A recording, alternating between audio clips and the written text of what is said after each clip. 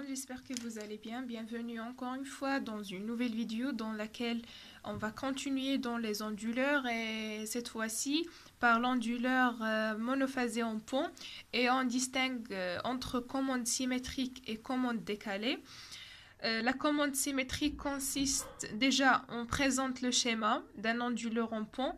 C'est presque la même chose que l'onduleur monophasé à deux interrupteurs, sauf qu'ici on a deux bras, alors qu'on avait seulement cet bras-là. Bien sûr, on ne peut pas commander deux interrupteurs appartenant au même bras pour ne pas court-circuiter la source. Il existe 4 interrupteurs qui sont réversibles en courant, K1, K2, K3 et K4. Chaque interrupteur contient une diode en antiparallèle avec un transistor. Alors, la commande symétrique consiste à ce que on commande K1 et K3 à la fois et K2 et K4 à la fois. On verra dans la prochaine vidéo la commande décalée qui est un tout petit peu différente de la commande symétrique. Bon, on commence. Alors, on a une source de tension continue et on cherche à avoir la tension en borne de la charge qui est en général construite d'une résistance avec une inductance. On distingue les zones de conduction des interrupteurs. Alors, entre 0 et T sur 2, on a K1 et K3 qui sont fermés, alors que K2 et K4 sont ouverts. Mais entre T sur 2 et T, on a K2 et K4 qui sont fermés et K1, K3 qui sont ouverts. On va écrire les équations. Lorsque T entre 0 et T sur 2, on a K1 et K3 qui sont commandés, alors les autres sont bloqués. On aura à travailler dans cette maille-là. Toujours lorsque vous raisonnez en termes de tension, oubliez qu'il existe deux sortes de composantes qui vont conduire et concentrez-vous à ce que c'est cet interrupteur et cet interrupteur qui sont commandés ou bien qui sont fermés. Alors, on aura, puisqu'ils sont fermés, quand ils se comportent comme un fil. Donc, on aura E et en sens opposé avec U. Donc, U est égal à E. U est égal à E. En termes de courant, le courant I, ce n'est rien d'autre que le courant traversant l'interrupteur K1 et le même traversant l'interrupteur K3. On peut travailler soit sur K1, soit sur K3. Donc, je vais travailler sur K1. Alors, et aussi I, c'est quoi? C'est IT1 moins ID et D1. Si vous remarquez, c'est la même chose qu'on a fait l'autre fois. Donc, au lieu de travailler avec un seul interrupteur, on aura travaillé avec deux. Et puisqu'ils sont en série, donc le courant ne change pas. C'est le même courant qui traverse les deux interrupteurs. Alors, si vous n'avez pas vu la dernière vidéo, ça veut dire la vidéo avant celle-ci, je vous conseille de la voir car il contient des détails de plus qu'on ne va pas voir dans cette vidéo. Sinon, pour ne pas perdre de temps, on va continuer. Et lorsque T, c'est entre T sur 2 et grand T, on aura K2 et K4 qui sont fermés, donc ces deux sont ouverts. Alors, vous pouvez voir qu'on travaille dans cette maille.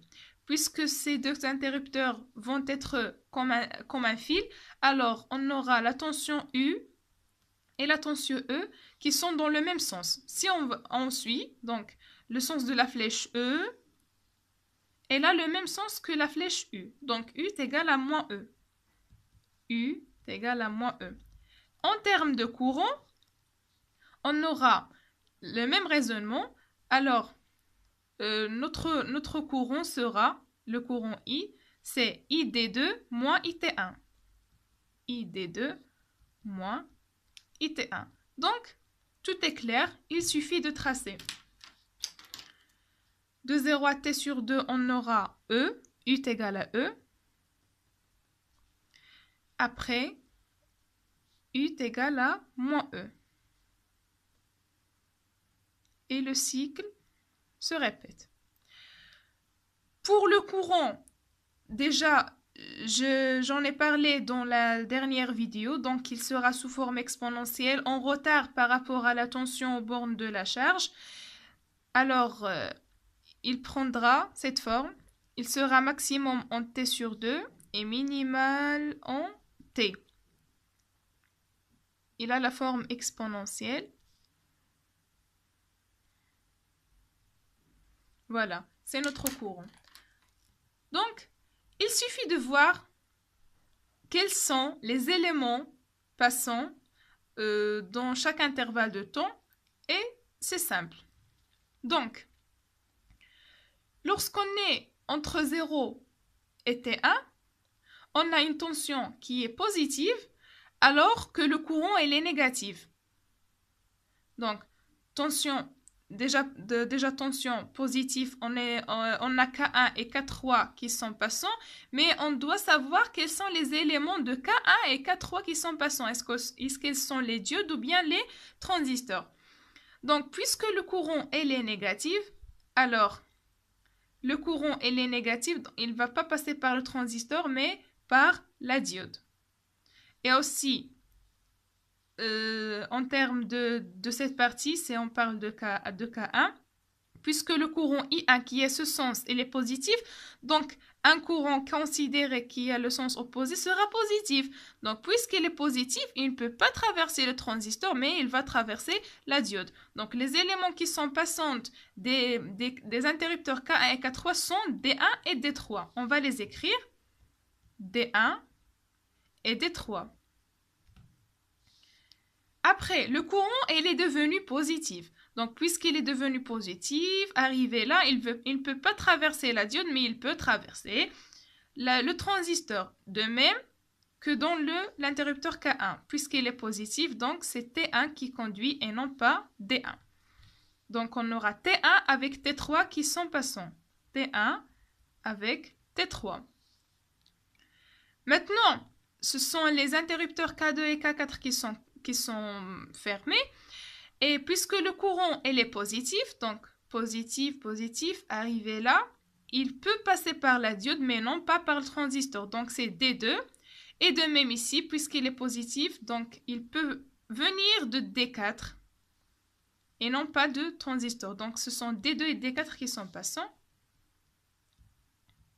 Et de même, on aura T2 et T4 qui sont passants.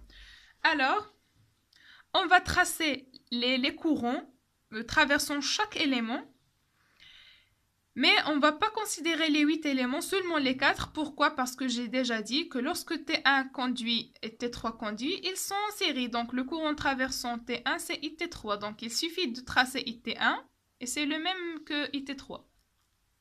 Donc, on a dit qu'entre 0 et T sur 2, I est égal à IT1 moins ID1. Puisque D1 qui est passant et T1 bloqué, alors qu'est-ce qu'on aura?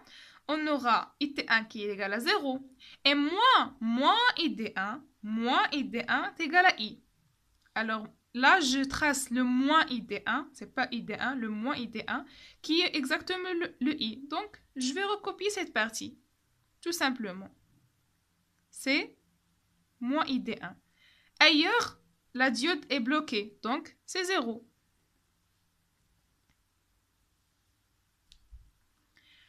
Maintenant, de T1 jusqu'à T sur 2, on a T1 et T3 qui sont passantes. Donc, la diode est bloquée, donc ID1 c'est 0. Il nous reste I est égal à IT1 ou bien IT1 c'est I. Je vais recopier cette partie dans IT1.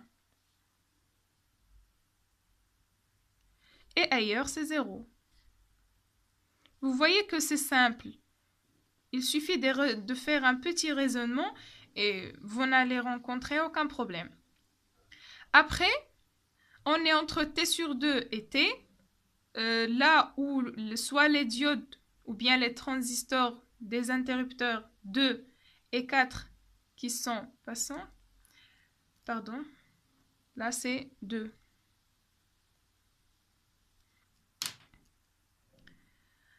Alors, puisque c'est D2 qui est passante, on aura IT2 qui est 0, donc ID2 c'est exactement I. ID2 c'est I. Je trace ID2 qui est I entre T sur 2 et T2. Et ailleurs c'est 0. De même, je continue pour tracer le moins IT2, puisque lorsque T2 conduit, ID2 bloqué, c'est 0. Il me reste moins IT2 qui est égal à I. Alors, moins IT2, c'est exactement I. Donc, ça fait ceci. Et ailleurs, c'est 0. À titre de remarque, j'ai dit que IT1, c'est exactement, on peut soit IT1, c'est la même chose que IT3, moins ID1, c'est moins ID3, ID2, c'est ID4, et moins IT2, c'est moins IT4. Comme ça, on a tracé tous les courants de la même façon qu'on a fait dans la vidéo précédente. C'était la commande symétrique. On va voir la commande décalée dans la vidéo prochaine. Merci pour votre aimable attention. N'hésitez pas de me laisser vos remarques et vos questions en commentaire. Je serai très très contente de vous répondre. Au revoir.